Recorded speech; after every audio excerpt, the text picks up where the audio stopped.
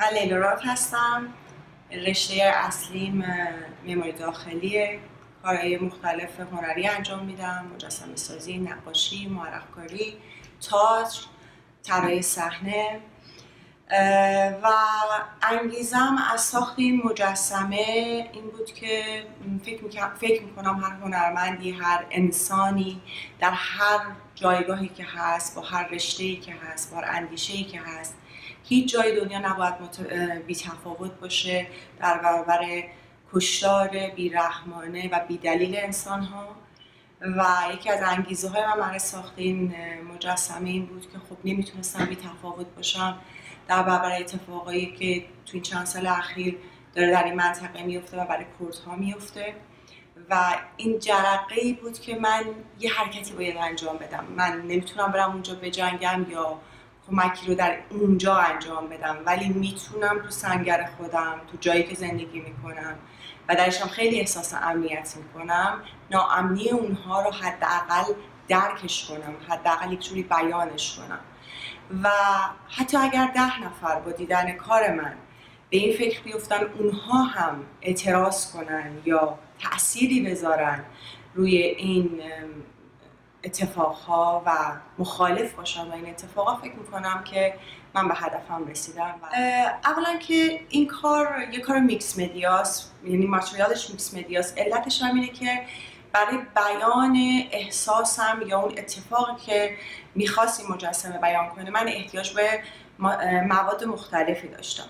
بیس و زمینه این مجسمه با مس ساخته شده که از رنگ قرمز اون سرزمین به نوعی داره پیام میده و این مجسمه داره میگه که زنها، مردها، پیشمردها، کردها دارن هر روز میجنگن، کشته میشن، ایثارگری میکنن، در کنار زندگیشون از سرزمینشون دفاع میکنن، از هویتشون دفاع میکنن و ایستادن با همه سختی ها و با همه کمبودا، ایستادن، نشکستن و دارن مقاومت میکنن و به این به قول معروف فداکاری خودشون دارن ادامه میدن. کمک خاصی هم شاید از دولت‌های که کشورهای اطرافشون نخواستن، خودشون دارن این کار رو انجام میدن. چیزی که اونها میخوان فقط توجه دنیاست. و تو مجسمه من داره ایستادگی زن و مرد، پیشمرد و کرد رو نشون میده در برابر این همه ظلم و سعیشون برای اینی که ادامه بدن، زندگی کنن و امیدوارن به زندگی. و به نظر من ذات این مردم امیدواری و زندگیه و من این رو باور دارم در موردشون و تمام سعیم این بوده که تو مجسمم این رو نشون بدم که با همه سختی ها، با همه تنگناها باز هم دارن ایستادگی میکنن، مبارزه میکنن و به آسمان نگاه میکنن و امیدوارن به آینده.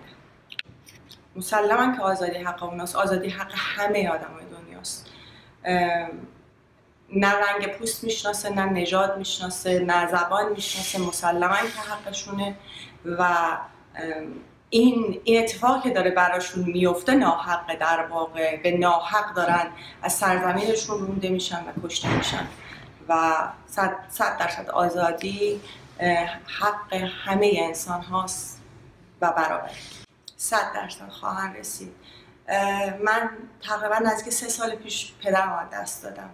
همیشه پدرم این رو به من میگفت و همیشه این رو توی خانواده بیان میکرد که کردها به خاطر اون ارقی که در وجودشونه و اون مقاومتی که در وجودشونه و اون عشقی که در وجودشونه بالاخره به این خواهند رسید و از همه چی مهمتر اینه که اصلا آزاد زیستن رو بلدن، پس لیاقتشو دارن.